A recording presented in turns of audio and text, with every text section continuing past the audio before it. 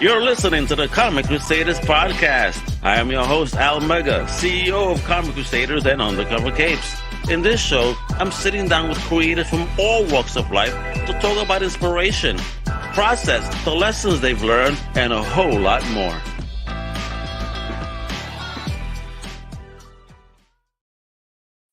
Well, this is your boy Al Mega. Welcome to a brand new Comic Crusaders podcast. And today we have an amazing return guest. It's my homie right here. He's an author. He is an illustrator. He has a fire project dropping real soon that we're going to be getting into today, and a whole lot more. Let me introduce the man, the other Al, the other big Al, baby, Alex Schumacher, baby. What up? How you doing? Hey, Al. I'm good, man. Thanks for having me back on.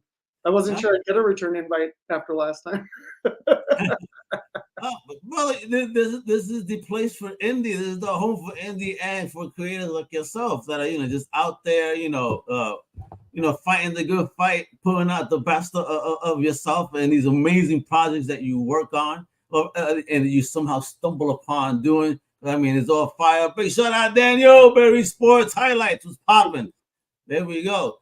So Al, what's going on since last time? Because it's actually been quite a minute. I mean, the last time I believe we were on, we were talking about butter chips. We were, yeah. It was that. Not, folks, not from that movie. We're talking about butter chips.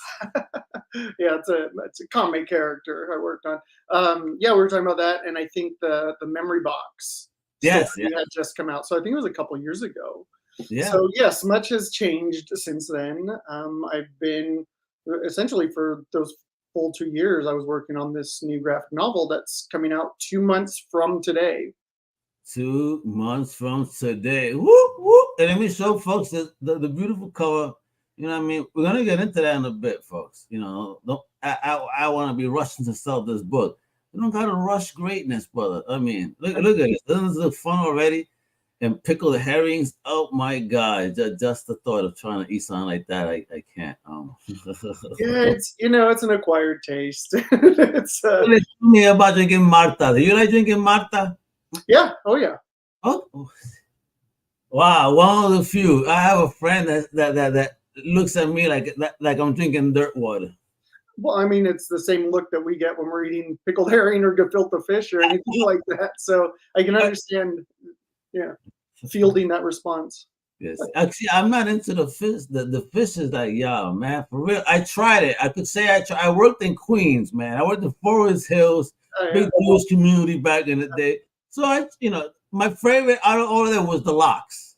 The lox I could mess with. All right, my favorites, yeah. Nah, bro. I don't know. Here's the thing. At least you tried it. It's like I'm gonna talk out the side of my ass and say ew without knowing. No, it was like tartar, never again. Yeah. That texture, I was going to die in that. I'm happy everybody turned their head because I was going to die with that texture in my mouth. Yeah, I mean, I feel like as long as you are open to trying it, if you don't like it, if it's not your taste, I mean, that's fair. But it's these people who assume something or judge something before actually even experiencing it. That's what I'm not okay with. But yeah, it sounds like the carnival community sometimes, huh? Yeah, a little bit, yeah.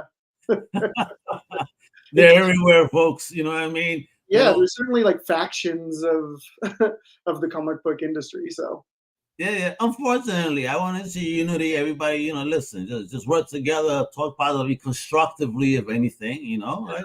Like I wish that our community here could be like those stories of old about those English bars with all these amazing creators who get together, get drunk, do some cool stories, and that's it. Absolutely, man. What happened to that, bro? I don't know. I think honestly, I mean, not to get too into it, but I think the arts aren't quite as appreciated as they were in Gertrude Stein's day. We gotta do the Alex multiverse bar. Different Alexes chip into the bar, and we bring in a whole bunch of creators. Yeah, let's do it. I'm down. I'm digging it. It's popping up all over the place. Let's go. So, bro. Yeah. Talk about the inspiration behind this book. What inspired it all? You're talking about it was a 2-year in the making project. Yeah, it was. I mean, I think most publishers, traditional publishers, because this is coming out through the book market and not the direct market. So there are some differences between those two publication processes. Is it And your so, first experience in this side of the do book I? market? No, yeah, this is my first experience. I've always done stuff through direct market comics publishers. So this is my first time in the traditional market, which is, where I always kind of aspired to be, because I think that's where the types of stories that I tell and the graphic novels that I make are really uh, more not welcome, but I think more sought after in that field. So yeah, so it's a bit of a different process, and we started it uh, actually over 2 years ago, but it was initially sold about 2 years ago. And there's some things that happened, and we don't have to go into necessarily details, but there was a period of 5-6 months where in the middle of that where we didn't know if it was going to get published. There were some snafus that happened, we'll say. But my agent, wonderful as she is, she made sure to find it a home, and so yeah, it was about 2 years with all of that occurred.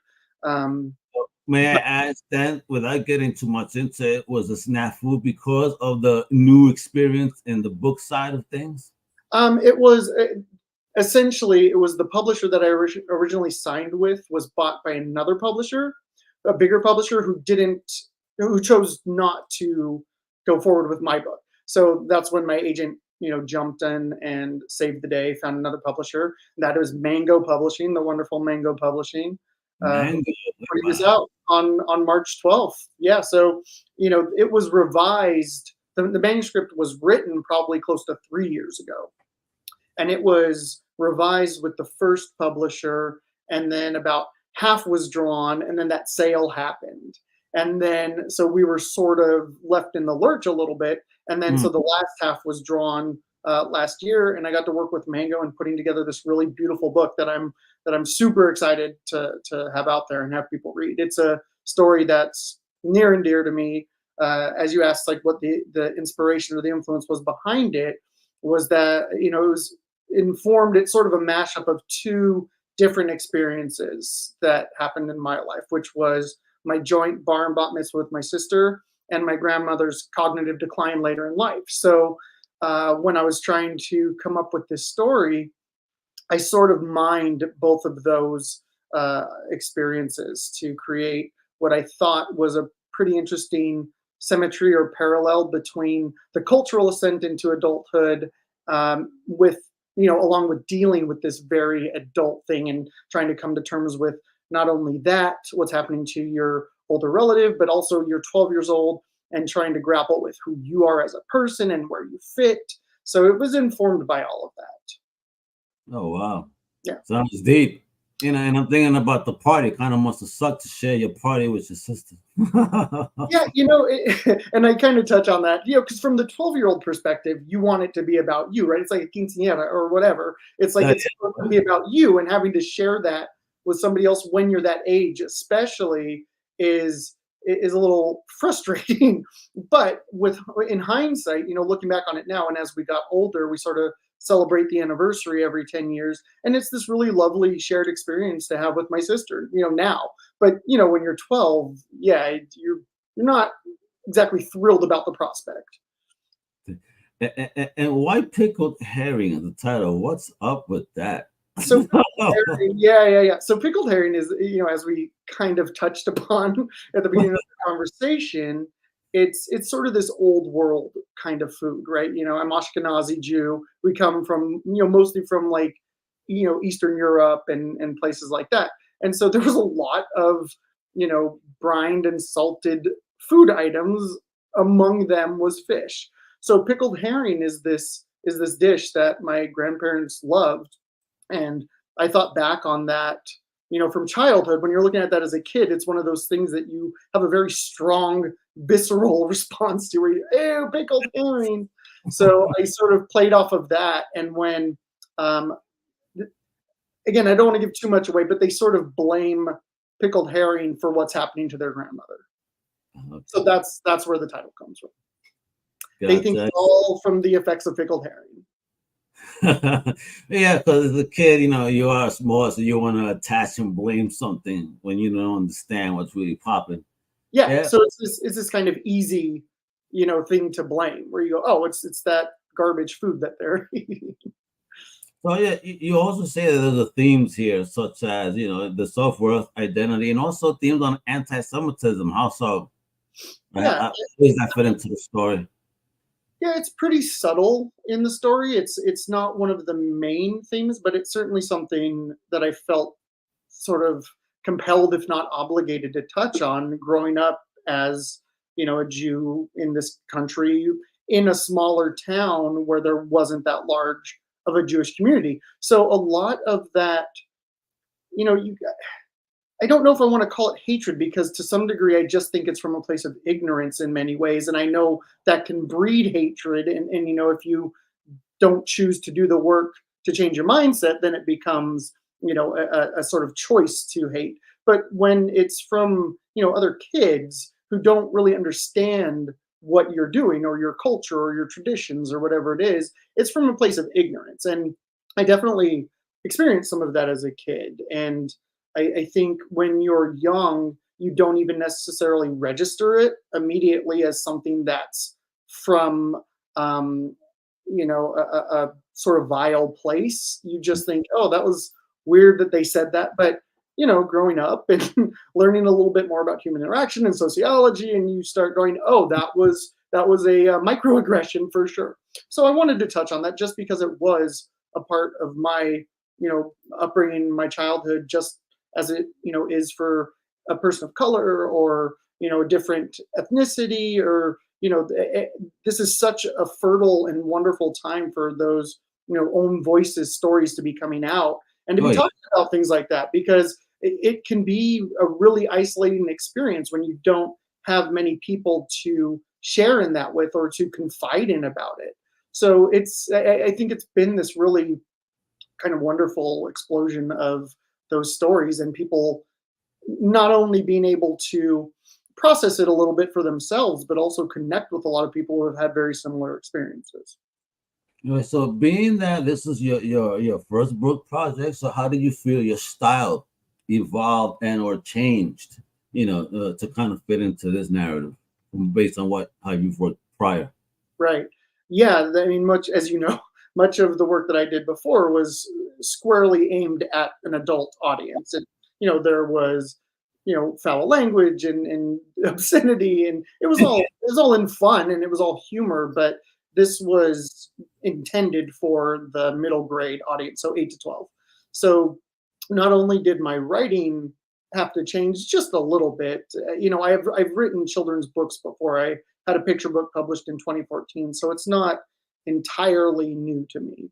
So it was a matter of writing, to the audience in a way that wasn't condescending but was accessible to them. So that was partly what I had to do with the manuscript.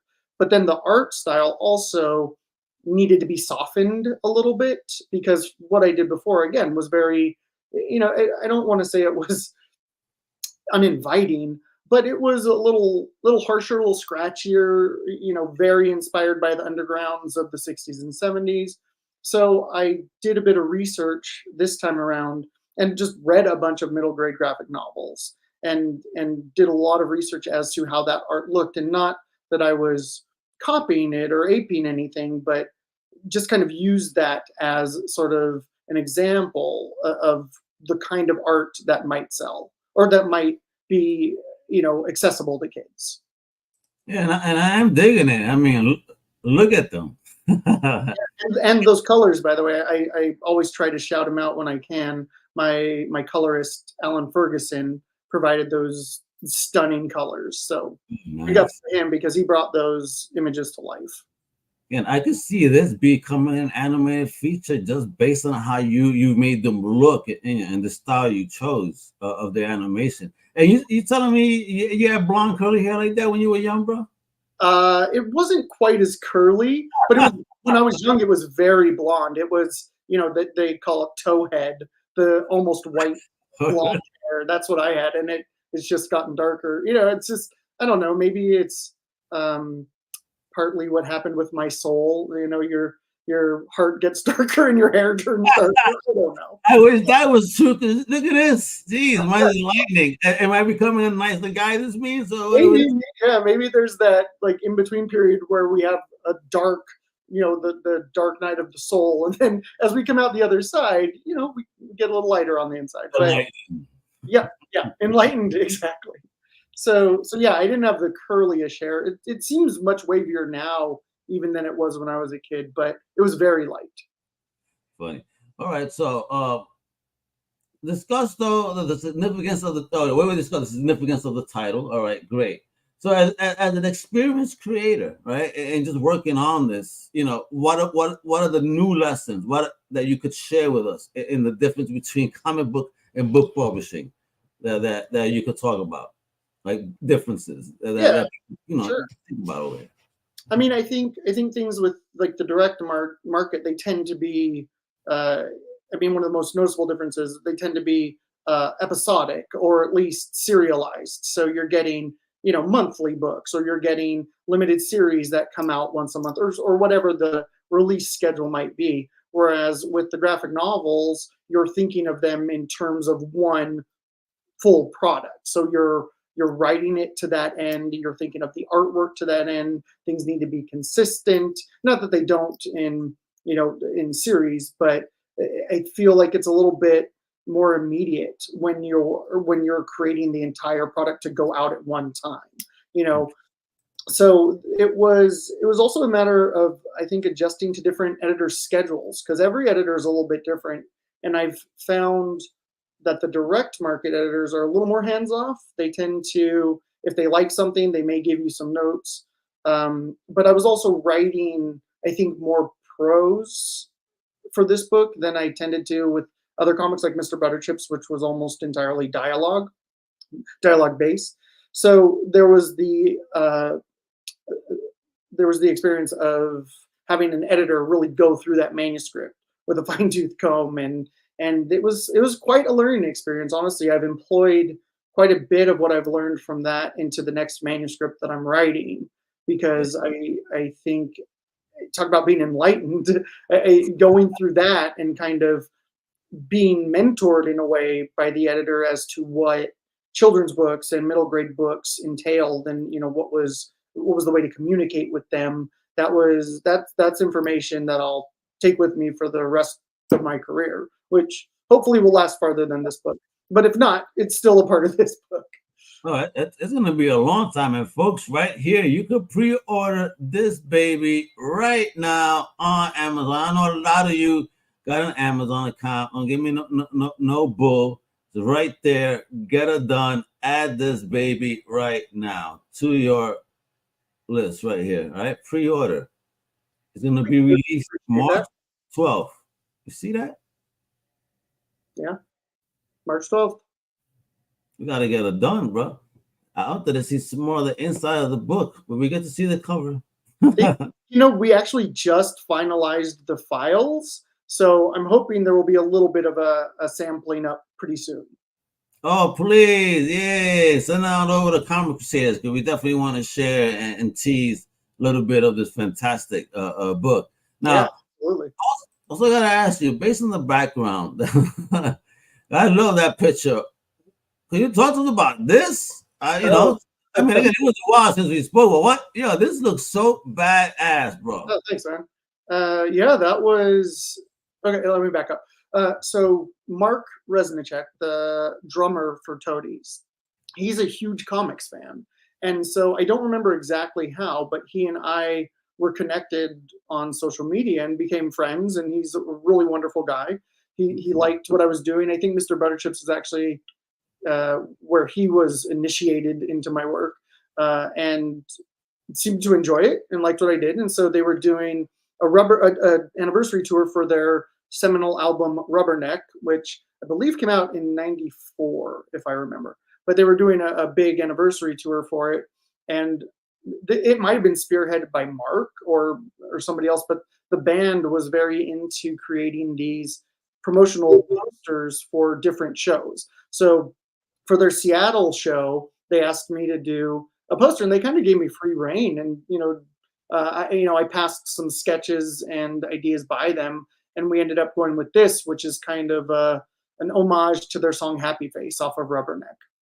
Yeah, and this is so dope. I am.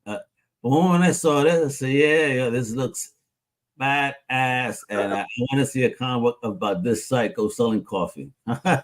Hey, I mean, right, Mark? I'll if he and Tony's want to do something, I'm game. Yeah, well, yeah, you heard manifestation. There we go. We need everybody's doing music collaborations. And what is this? Because look how awesome this looks too, bro. So that art is actually by a fella named Randy Haldeman, who's a good friend of mine, and as you can see, a wonderful cartoonist and artist. So we're working on something which I don't want to say too much about. It's actually on an exclusive submission with an editor that we both would love to work with, and at a publisher that we both love to work with. So it's on submission right now. We're waiting to hear back about it, and hopefully I'll be able to share a little bit more. But I will say, because it's very general to announce this, it's more in the fantasy realm, which is something that I haven't spent a lot of time in with either writing or art. But this story kind of came to me, and I worked with Randy to develop it, and it's become a story that we're really excited about, and hope we can find a home for it. If not with this editor, for they can not choose it for myriad reasons, but we'd like to find a home for it. If not at the place where it's being considered now. I'm stumbling over my words, being very careful not to say who the editor and the publisher are. But no worries. Always gonna know it's gonna happen. Whoever it is gonna make it happen, and then they'll come back. Al's gonna come back with his partner, and we're gonna talk about this fantastic product when it comes out via whomever it will come out by. And that's Randy Haldeman. He's on social media if anybody wants to find him. We've teased some other images for this project too. But again, if and when something were to happen with it, I'll be talking to you to come promote it. Oh yeah, you gotta come and bring the family along, man. We got to do it, man. Because this is about the ever expanding Schumacher verse. That's right. It just keeps going. I mean, so how many projects you have lined up for 2024? I'm sorry, what? How many projects you have lined up this year thus far? Including Effects of Pickled Herring? Yeah. 3 that I know of right now, with a couple more that I'm developing, but haven't actually made any moves with yet, because they're just in the sort of larval stages at this point. So 3 that I'm hoping to have more news about this year. Fantastic. And what about appearances? Al, we're going to be showing up at any conventions? We could hang out, pick up some of these books, get some signatures, get some drawings. What's popping? Yeah, so March and April are already pretty packed. March, the first appearance is at SACCon in Sacramento. I was invited. That name. SACCon, I know.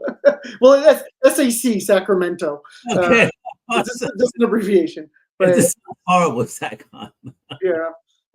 So I was invited by a wonderful bookstore up there called Capital Books. I've known the proprietors for a couple of years. They've been very supportive of what I do. So they asked me to come up and be a guest at their table. So I'll be there on March 9th and 10th. I will be at the Latinx Comics Arts Festival in Modesto on March, I want to say 22nd and 23rd, I believe, this year. And then April, I'm speaking at the Steinbeck Center in Salinas at their Youth Awards Night, as well as there is a Kidlit event in the works for here in San Francisco. So potentially I'll be there as well. But there's a lot being planned in the meantime. Oh, man, you are keeping busy. Certainly trying. That's the idea. Yeah. So listen, man, you're a family man. You're a creator. You're getting all this done. How do you make time? How do you keep your sanity? How do you keep your mental health? For those out there that are just as busy. Yeah, that does. I mean, I think it all kind of works together in a way where my job, which is my happens to be my full-time job at this point, that's a way for me to keep saying that's because it is a job, but it's also something that I've always loved. Being a storyteller was something that was instilled in me as a kid from, my grandparents my grandmother specifically was a very gifted storyteller.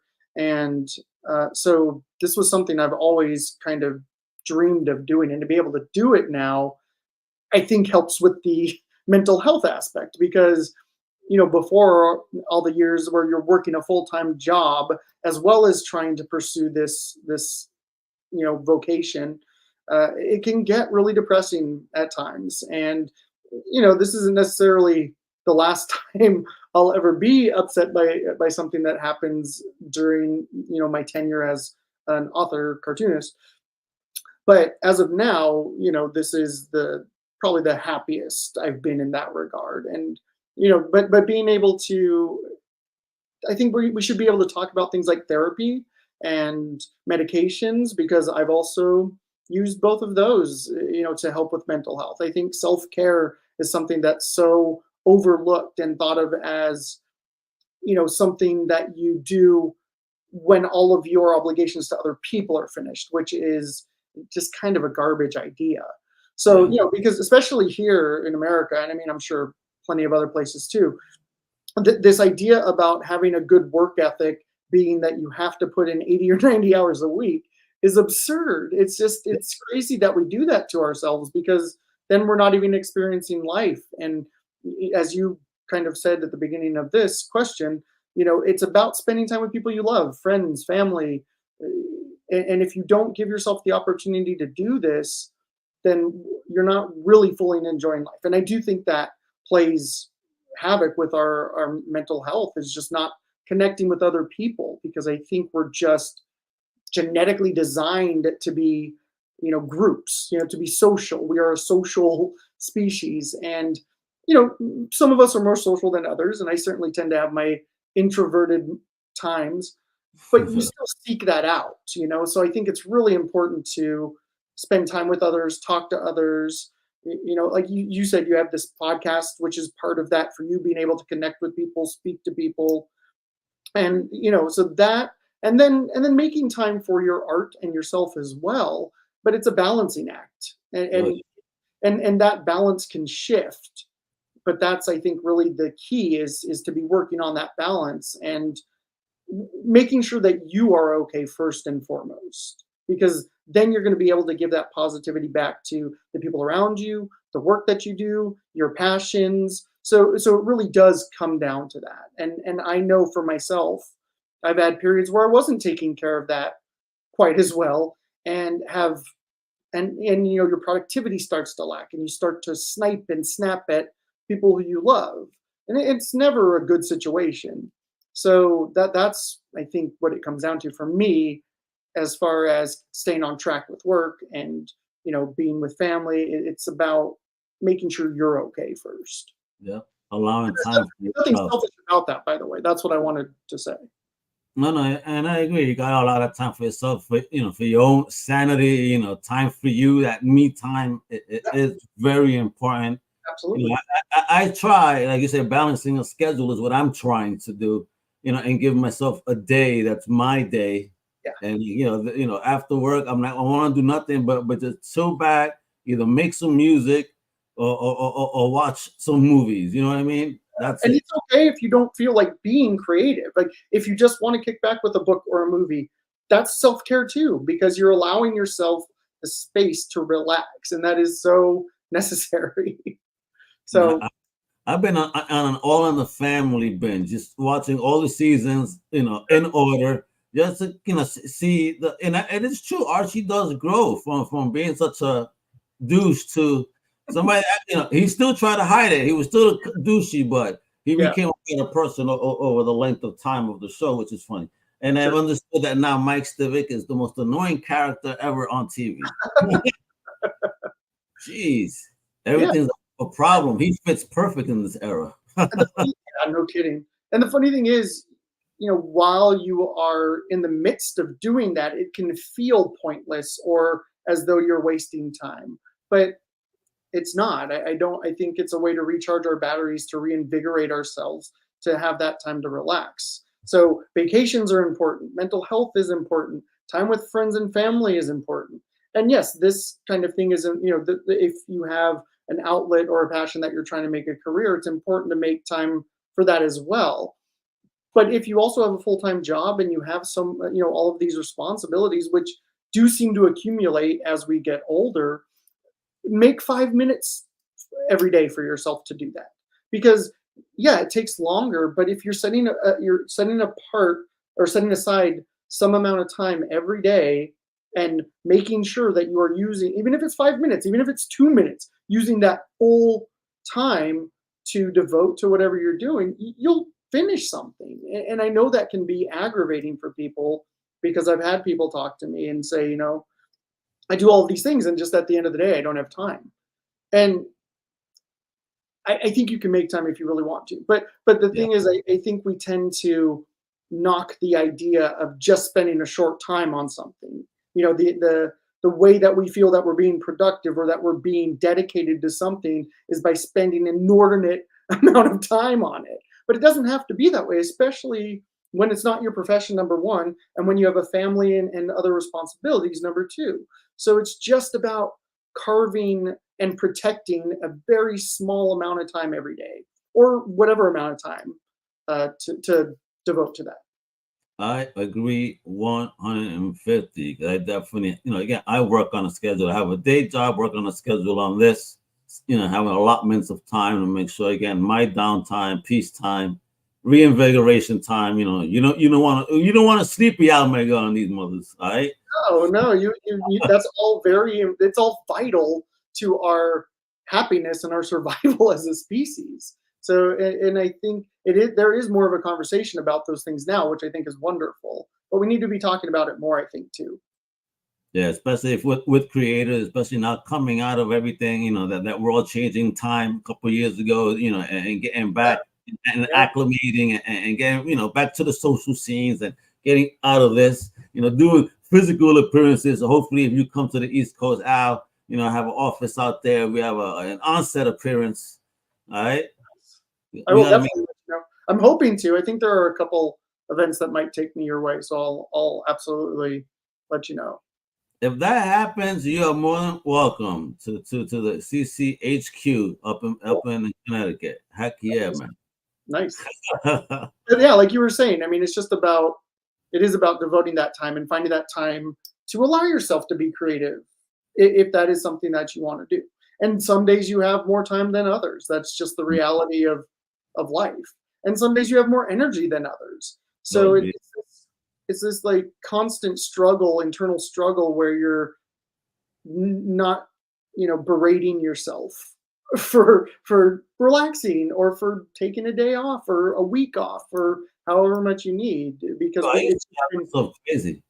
I used to, if I would take a break, go on vacay, and I don't have my laptop with me, so I'm like, oh man, but I gotta work on this. I gotta work on this, and I couldn't enjoy myself. I learned over time, like, once I figured out how to do everything at the right pace, I'm like, wow, I used to wait for nothing. Yeah, because it's been pounded into us since childhood that it's, you have to basically sacrifice your body and your time to this pursuit of working or money or, this really fun late stage capitalist society that we're in right now. It's just, there's some work to be done to shift the narrative, I think, there, because work and money are just not what matters in this life. It really isn't. And I am absolutely grateful and feel incredibly fortunate to be doing this right now and be able to turn what I love doing into a career. But when it comes down to it, it's just, that's not the most important thing in life. Very true, my brother. Very true words there, folks. You hear that? But this is what's important, folks. This is what I need you guys to do. Right after the podcast, even right now, you need to go visit Amazon, check out The Effects of Pickled Herring, a graphic novel. Right, it is dropping, as you see, March 12th by our boy right here, Alex Schumacher, paperback. All right, $28.99. It's going to be released on March 12th again. If it's on Prime, you get a free delivery. Come on, guys. Yeah. Come on. Do it. Delivery for you. Do it. You got to make it happen. There's what it is. And again, there's another thing you could do. You want to see what Al is up to? You know, he was teasing us this whole time with a couple of things. He's a tease. I think I'm going to have to put a stripper pole in my office and just have the artist just stand there. When you start teasing stuff, just stand by the pole. Please don't dance, but just stand by the pole. You know what we're trying. What you're saying? You're teasing, bro. You're teasing. So hopefully, if you want to know what he was teasing us about, you gotta follow him on Insta, on Facebook, on Twitter or X, however you guys want to call it now, and on Blue Sky as well. All the links will be below because each one is different in how he spells it. But you know, it's all at AJ Schumacher or Alex Schumacher. Listen, just the links are below. I'll make your life easy. This is what it is, man. You gotta follow amazing, you know, creators like Alex, and you see that mindset he has here. I mean, I can't wait to get my hands on this baby and just see what it's about. Because I am, as I get older, also enjoying more of these slice of life stories. You know, because it does make you reflect sometimes. Because you know, we may be different, but we're really all the same. So there's different ways to connect. And that was the whole thing. You know, Judaism is important to me. It's a part of my upbringing, my family, my traditions, my culture, all of that. And so it was important to share that with people, but that's all it was doing, because it's not preaching or trying to convert anybody. It's just sharing a bit of myself, because anybody from any group, I think, can read it and find themselves in it. Because even though we all may have different backgrounds, different upbringings, different customs, like you said, fundamentally, we are all very similar and all go through many of the same ordeals. So that's really what it was about for me, is finding the connection, between Micah and his, Jewish upbringing and everybody else who's going to be reading it, because I definitely didn't want it to be exclusionary in that way. I want anybody to be able to read it and say, oh yeah, I've felt that before, or yes, that's happened to me before, whatever the case may be. So I'm hoping that's how it turned out. I'm sure it's going to turn out that way again, and it's available March, folks, so you guys can see for yourselves. Of course, you heard where he's going to be at. So are you going to have copies of these books too, on hand? I should. Yeah, I'll have at least a few on hand at all times. I will definitely have some at any of the appearances that I do. So if anybody wants to come see me, I'm hoping to set up a signing for San Diego too. I don't have too much information about that at this time, but I'm hoping to be there this year. You're debuting a new graphic novel. Where else? What's one of the best places to go for that on the West Coast? Certainly going to be in San Diego. So I'm working some connections there. The way you said that, you'll have copies on hand. You should at all times, right? You made me think. I could imagine you walking down the street. Somebody said, "Hey, aren't you Al Schumacher? You have my latest book," and just pull out your book bag here, the copy. I mean, is it gonna be like? Are you gonna have it that freely accessible to the fans, brother? You're gonna have a copy on person everywhere you go. I'm gonna walk around with a trench coat, like they do in the movies with the watches and such. And so if somebody asks me, I'll just open up the trench coat and there'll be copies of the book. in varying stages of grading as well, Right. At that point when you're knocking them around while you're walking. I don't know if I'll have them that accessible, but I'll definitely have them on me. So if somebody runs into me on the street and recognizes me, which would be quite odd and a very, very unique experience for me, but if that were to happen, I can at least maybe get their information and make sure they get one. Awesome. There you go, folks. Show the love to amazing creators. Like I said, I thank you guys for hanging out with us. This is the amazing Alex Schumacher, the effects of pickled herring, dropping March, from Mango. All right, you better check it out. It's going to be fire. It is the business. Thank you for tuning in to Comic Crusaders podcast. I'm Al Mega. Hasta la próxima.